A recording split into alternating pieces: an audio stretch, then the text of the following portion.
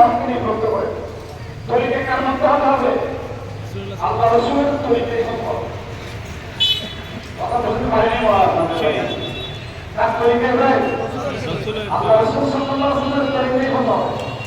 আমার তরিকায় হবে না, কোন বিশ্বাসের তরিকায় হবে না, কোন আয়াতের তরিকায় হবে না, কোন ফকির সাহেবের তরিকায় হবে না। কার তরিকায় হতে হবে? রাসূলের তরিকায়। আল্লাহ রাসূলের তরিকায়। কোন তরিকা দিবেন কে? আল্লাহ রাসূল। না আতা কোন রাসূল পাঠানো, রাসূল যায় গেছে তার গ্রহণ করতে হবে। কথা বলেন নাই? এখন প্রশ্নটা কেন হলো কেন চাই? আল্লাহ আপনার কাছে সাহায্য চাই, আমরা আবাদত করি, আপনারা সাহায্য চাই। ইয়া যারা আমল আপনাকে দেখা বলেন আমার কাছে সাহায্য লাগে। এটা আরো মুআমালাত মুআশারাত দুনিয়াদারি ইবাদত তো ইবাদত কথা বলেন নাই? আবার কথা বলার চেষ্টা করবেন।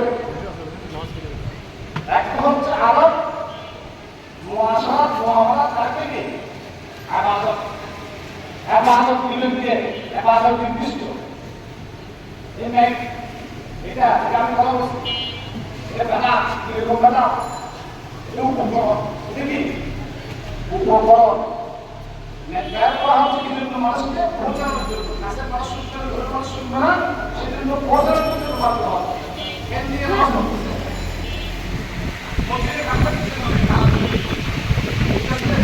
ঠিক আছে, সবগুলি উপকরণ। কি উপকরণ? আপনি এখানে মাগরিবের 3 টাকা থেকে 6 টাকা করতে পারবেন।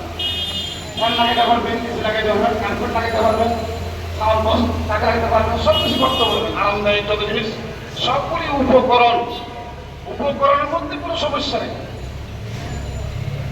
আবাদতের জন্য করা যাবে, আবাদত হিসেবে করা যাবে, আবাদতের সহায়ক হিসেবে করা যাবে। আরামের জন্য দুনিয়াদারি। আরেকটা হচ্ছে আবাদতের নির্দিষ্ট যা দিয়ে গেছে তা গ্রহণ করতে হবে।